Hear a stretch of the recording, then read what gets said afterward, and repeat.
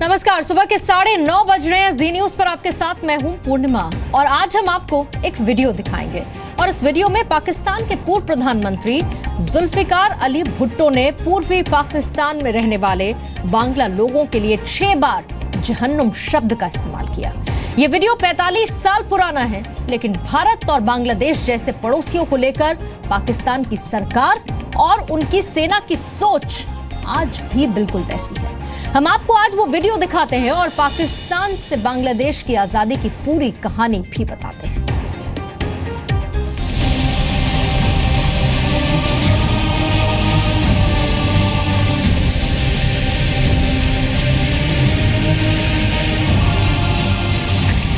हथियार फर्ज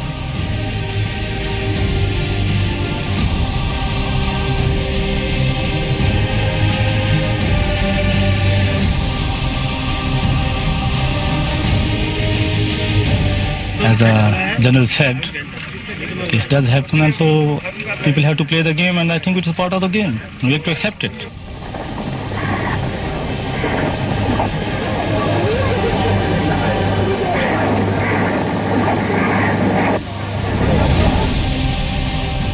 इतनी बड़ी फौज के आत्मसमर्पण करने का ऐसा आदेश दूसरे विश्व युद्ध के बाद पूरी दुनिया ने नहीं सुना था।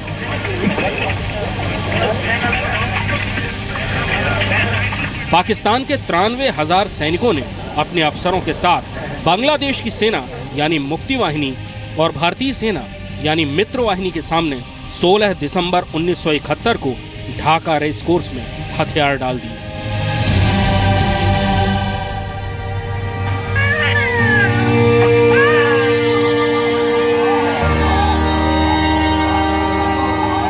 ये जुल्म की एक ऐसी रात का अंत था जिसमें अनुमान के मुताबिक 30 लाख बेकसूर लोगों का कत्ल हुआ।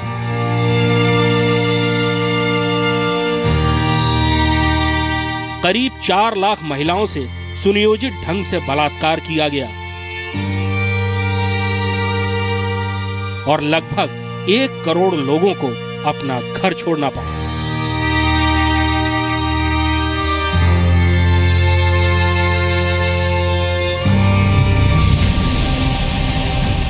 लेकिन बंगालियों का यह बलिदान रंग लाया। पाकिस्तान की फौज ने हथियार डाल दिए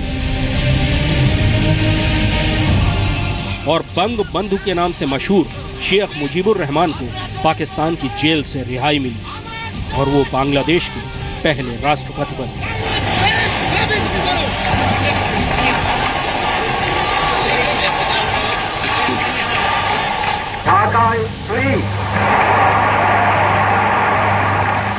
Bangladesh is free. The people of Bangladesh are free.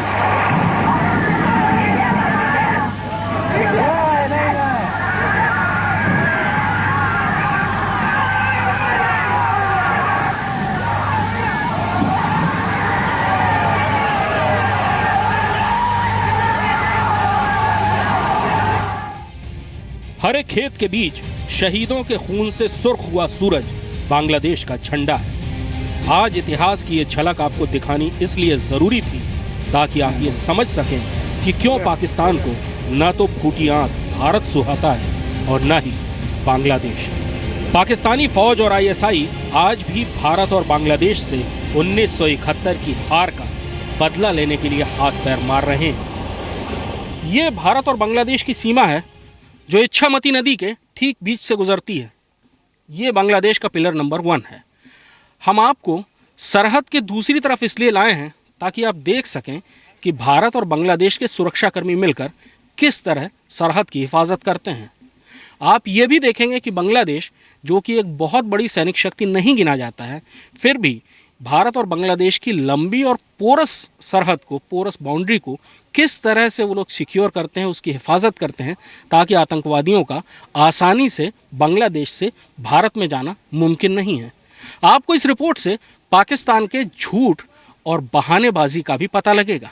Pakistan खुद को दुनिया की एक बहुत बड़ी सैनिक शक्ति बताता है और साथ ही ये भी दावा करता है कि आतंक के खिलाफ लड़ाई में वो सबसे आगे खड़ा है और भारत और पाकिस्तान की सरहद पर आतंकवादियों का आना जाना बहुत मुश्किल है, क्योंकि वहाँ पर पाकिस्तान की सेना सुरक्षा देती है। लेकिन उसके बाद भी पाकिस्तान की सेना के नाक के नीचे से आतंकवादी निकलते हैं, भारत की सरहद में दाखिल होते हैं और भारत में आतंकवादी वारदात करते हैं। इस रिपोर्ट को देखकर आपको पता लगेगा कि ऐसा होना बिल्कुल नामुमकिन है अगर पाकिस्तान की नीयत साफ हो, जैसा यहाँ बांग्लादेश में है।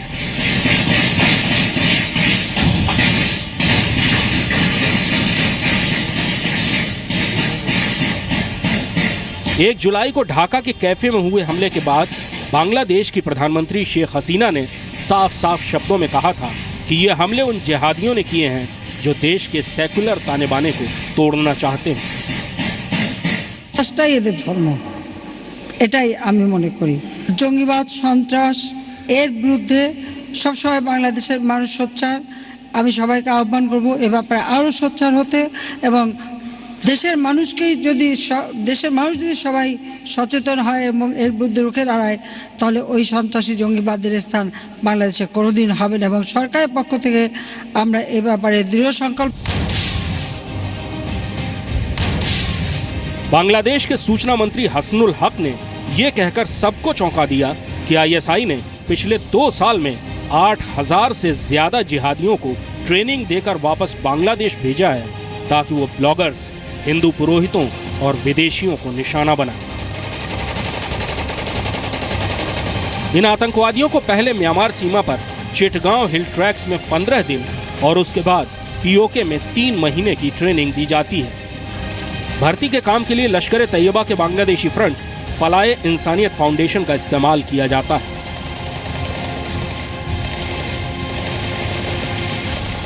Seal the bordering area. We have intensified the patrolling activities along the bordering area. We are increasing the manpower along the bordering area. Awami league के सत्ता में आने के बाद 1971 के युद्ध अपराधों के दोषी जमाते इस्लामी के सदस्यों को फांसी देने का सिलसिला शुरू हुआ, जिसका पाकिस्तान ने खुलकर विरोध किया। मकसद सिर्फ एक है, बांग्लादेश के सेक्युलर ढांचे को तबाह करके भारत की सरहदों तक अपनी पहुंच मजबूत की जाए। हम इस समय भारत बांग्लादेश सीमा पर दर्शना पोस्ट के पास हैं। भारत बांग्लादेश सीमा पर जीरो लाइन यहाँ से गुजरती है पिलर नंबर 76 से होकर। पिलर नंबर 76 के एक तरफ रेलवे लाइन है जहाँ से मैत्री एक्सप्रेस गुजरती है, जो भारत और बांग्लादेश को जोड़ती है। इलाका पूरी तौर पर खुला हुआ है, आगे खेत हैं जहाँ पर भारतीय काम करते हैं और यहाँ बांग्लादेश। लेकिन उसके बाद भी पोरस बॉर्डर होने के बाद भी, खुला बॉर्डर होने के बाद भी किसी किस्म की चौकसी में कमी नहीं। भारत और बांग्लादेश के सुरक्षा बल बीएसएफ और बॉर्डर गार्ड बांग्लादेश साथ मिलकर यहाँ पेट्रोलिंग करते हैं, साथ मिलकर पूरी सरहद की निगहबानी करते हैं, नज़र रखते हैं उन लोगों पर जो सीमा के इस पार से उस पार जाते हैं, चाहे वो स्मगलर्स हों, चाहे वो छोटे मोटे अपराधी हों या वो टेररिस्ट हों। यही वजह है कि बांग्लादेश में टेररिस्टों के कई मॉड्यूल पकड़ने के बाद भी, बड़ी संख्या में यहाँ अभी आतंकवादियों के पनपने की खबरों के बाद भी ये सीमा सुरक्षित है। जमाते इस्लामी ने बांग्लादेश की आज़ादी की लड़ाई में खुलकर पाकिस्तान का साथ दिया था। अवामी लीग के सत्ता में आने के बाद से जमात को रोकने की कोशिश की जा रही है, लेकिन आईएसआई के सहयोग से जमात, इस्लामी छात्र शिविर और अंसारे इस्लाम जैसे गुट अपनी ताकत बढ़ाने में लगे हुए हैं। These people are trained, maybe inside Bangladesh, maybe outside Bangladesh, whether it is India, Myanmar, that doesn't matter. But it's a great concern for us and for our neighboring countries also. We share the information in the border, including especially with BSF personals, time and again, so that these personals are not crossing the border inadvertently. Bharat और बांग्लादेश के लिए पाकिस्तानी फौज और ISI के कट्टरपंथियों की नफरत उस हार में छिपी है जो उन्हें 45 साल पहले झेलनी पड़ी थी। इसलिए आज आपको उस जगह ले जाना जरूरी है जहां उस हार की घोषणा की गई थी। यहीं से बांग्लादेश की स्वतंत्रता का, उसकी नई सरकार का ऐलान किया गया था। बगल में एक आम का बगीचा है जिसको आम्र कानन कहते हैं, वहाँ पर ऐलान किया गया था बांग्लादेश की सरकार का, जिसका राष्ट्रपति बनाया गया था शेख नजरुल इस्लाम को। ये यहाँ पर बांग्लादेश के इस इतिहास को मूर्तियों के ज़रिए बताया गया है। बांग्लादेश के ऊपर, बंगाली नागरिकों के ऊपर पाकिस्तान की सेना ने हर किस्म के उस हथियार का इस्तेमाल किया था जो कि दुश्मन देश के ख़िलाफ़ किया जाता है। लगभग 60 लाख बंगाली शरणार्थी बनकर भारत में पहुँचे थे। सिस्टमेटिक ढंग से किलिंग की गई थी और ये किलिंग आज की तारीख में भी पाकिस्तान आर्मी की एक कार्रवाई में झलकती है जो वो बलूचिस्तान में कर रहा है। बहरहाल ये चित्रों के कुछ दृश्य हैं जिनके ज़रिए बताया गया है इतिहास को, और ये वो ऐतिहासिक पल है जिसने ये साबित किया था कि कोई भी सेना चाहे जितनी भी जालिम और कितनी भी ताकतवर क्यों ना हो, जब वो अपने ही मुल्क के नागरिकों के लोकतांत्रिक अधिकारों का दमन करने लगती है तो उसका हश्र क्या होता है।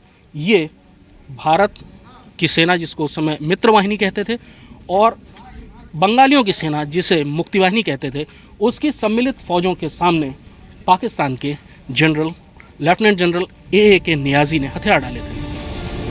भारत की सीमा के पास इसी जगह 17 अप्रैल 1971 को स्वतंत्र बांग्लादेश की घोषणा की गई थी। आज इसे मुजीब नगर कहते हैं, जहां इतिहास के उस पन्ने को आज भी मूर्तियों की मदद से सुरक्षित रखा गया है।